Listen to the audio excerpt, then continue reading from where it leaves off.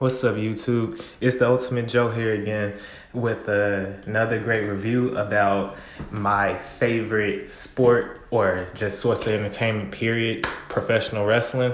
But this one is about the February 8th edition of Monday Night Raw. Monday Night Raw, to me, like I said in some of my past videos, like Monday Night Raw has fallen off so bad to me in the past, like, couple of years. Ever since I would say it began, it has started to have a really bad drought. um I would say probably beginning of 2020, and all throughout the pandemic. I feel like it's lost some interest, but surprisingly, this Monday, last most recent Monday, the February 8th edition was pretty entertaining to me. I could say that it was pretty good. It wasn't as bad as it usually was. The show basically started with Shane McMahon and Adam Pearce. I'm not a fan of him. I don't even know why he's on wrestling. I'm pretty sure he was a great indies person. In the independents when he was wrestling, but he hasn't made a name for himself, and they just basically put him as a authority figure on WWE television, and no, I'm not sure really what his role is. But he announced him and Shane announced the Elimination Chamber main event, and it would be for the WWE Championship, and I'm kind of excited and kind of geeked about that one. And hopefully I really want, this is what I want to see at WrestleMania. I want to see Edge versus Drew McIntyre. That's who I want Edge to pick. But if he picks someone else, that's fine. I wouldn't mind seeing Edge versus Finn Balor either. But the night began with AJ Styles versus Jeff Hardy with Omos and AJ Styles' corner. This match was pretty good. The two legends basically still got it. AJ and Jeff Hardy. This reminds me of when they was in TNA, but as we all know, WWE is going down the PG route, so it's not as in depth. It's pretty good though. The talent speaks for itself. AJ and Jeff showed out in that match, and I feel like that match was one of the high. It was an attention match. It was like one of those matches that, hey, this match has my attention. It was pretty good. I would give it like a A between the two legends. The two legends put on a great show. But the storyline with Charlotte's new storyline, I typically did not like this storyline in the beginning, but as I saw it played out last Monday, I really began to like it. I am surprised that the Nature Boy still has it. Like, Flair still has it. Like, when he was talking on that mic, he was cutting a great promo. Flair, the Nate still has it, and that's at his age to still have it. It's rare. And my hat goes off to him. Nature Boy Ric Flair is one of a kind. He is a icon. He is a trailblazer. He's a trendsetter in the professional wrestling world, and I respect him. I really am a huge fan of his daughter, and I know that she's probably going to take this going in this era and taking it really far, being she might go down in history as the best female professional wrestler of all time. Lacey Evans is brash and upcoming, and I love her southern accent. She's pretty dope, but the thing is that I wasn't expecting her to be one of those people that go against Charlotte Flair.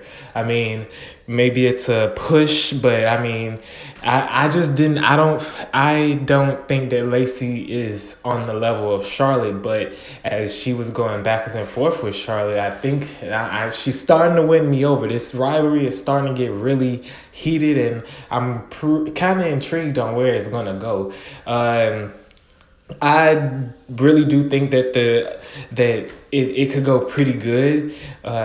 Maybe even have Lacey win the title from Asuka at Elimination Chamber, which I hope doesn't happen, and Charlotte and Lacey go against each other at WrestleMania. But I'm not sure. I don't really want to see that. But I mean, I feel like this is the wrong time for Lacey and Charlotte to be going against each other. I feel like Charlotte should have won the Royal Rumble and should have went against Asuka or somebody, any woman, Sasha, maybe even Sasha. I'm not sure, but I'm down for Bianca Belair being the number one contender and winning the Royal Rumble.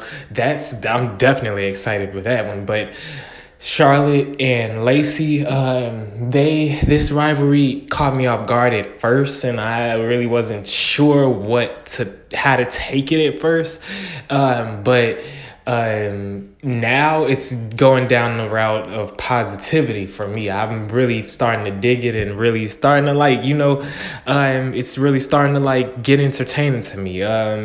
Hopefully it goes even further. And once again, Ric Flair, when he was speaking on and cutting that promo last Monday, I was like, this reminds me of my childhood. This reminds me of when Flair was in Evolution. This reminds me of when Flair, when his solo route, when he was towards the end of his career. And it's just, it was really entertaining for me. And then when Lacey sneak attacked Charlotte and they began battling and fighting, and it was just downright, to me, it was entertaining. I felt like they were trying to put it on the right route, because at first it was kind of I'm down for edgy because I'm an attitude era guy, but it was just weird at first. But now it's good. Now it's really down. I'm liking it. But one storyline that I'm not feeling, that Monday Night Raw is embracing and that they embraced last Monday, was Bad Bunny and The Miz. I personally do not think that Bad Bunny should be on WWE television. Bad Bunny is not a wrestler. He's not a entertainer. He's an entertainer. He's a good rapper. He's a great rapper. He's critically acclaimed. He's an award winner. He's record selling Bad Bunny. But I do not feel that he should be on WWE television. He's not a wrestler. He's not an entertainer. He's not a professional wrestling entertainer. He's not. It's kind of a slap in the face to the rest of the wrestlers that are actually athletes and that actually have some type of, actually has some type of recognition in wrestling. To me, Bad Bunny he's a rapper. He should be rapping. It's not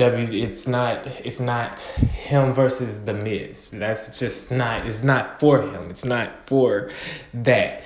I believe that, the Miz and Morrison, when if he does cash in and win the WWE championship or whatever championship he's willing to win, I hope that they make him make a full 360. And because the Miz, I like the Miz, but I'm not sure what he wants to be right now. Does he want to be a corny heel, or does he want to be someone really like somebody that's really great? What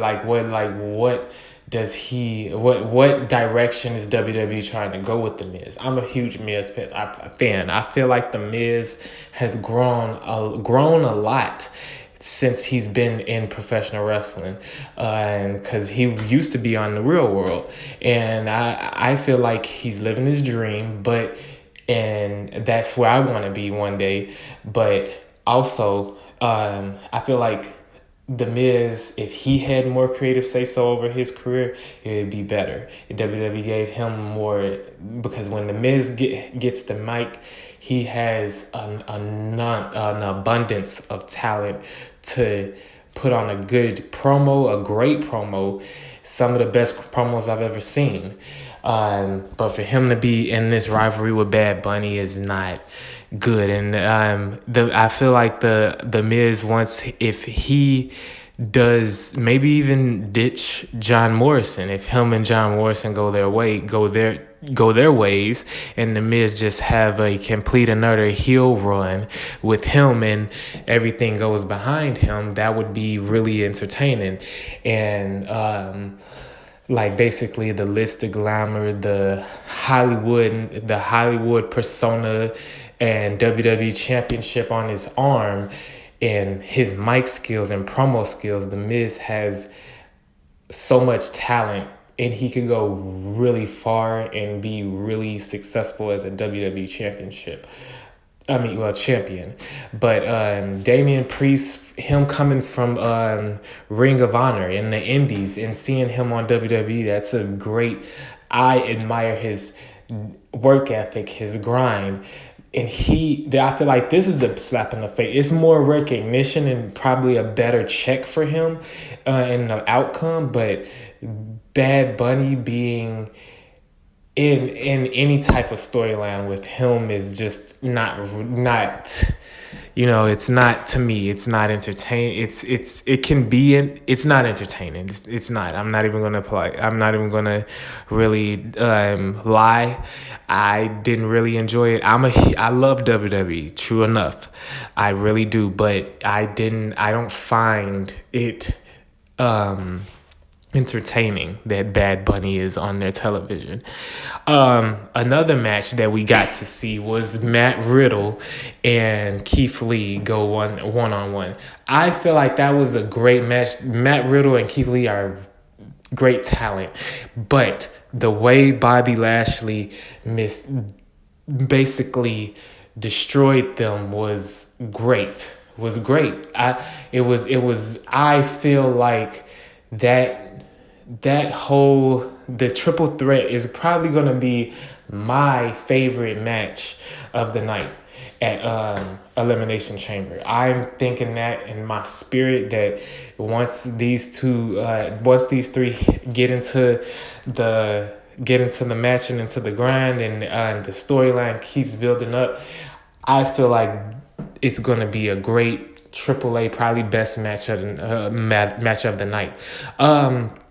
Bobby Lashley is on a roll. The Hurt Business, they're on the roll. I'm backing these guys 110%. Them currently they are my favorite, one of my favorite groups in WWE, factions in WWE.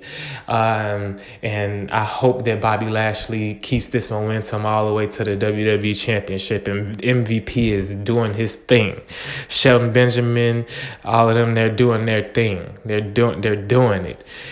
But one thing that I would just want to ask WWE to stop doing, please just take a break from Drew McIntyre versus Randy Orton. We've seen this match for the past gazillionth time on WWE television, from pay-per-views to Monday Night Raw. I mean, these two, when they clash up, it's great. The match was great overall. The match was very entertaining. It was great, but I do not feel that we have to see this every night. It's kind of getting worn out. It's kind of getting drained a little bit. I feel like WWE, I love Drew McIntyre as a champion, and when the way that the night ended with him hovering over Sheamus and getting that Claymore, that was wonderful. I loved it. I really see the potential in Drew McIntyre to become the best and possibly be one of the best in WWE future stars. I could even see him being the next where John Cena was. I could even see Roman Reigns has an abundance of talent. This video, you guys, please like and subscribe. And it was a wonderful time spending it with you guys. Please like and subscribe to my channel. Thanks.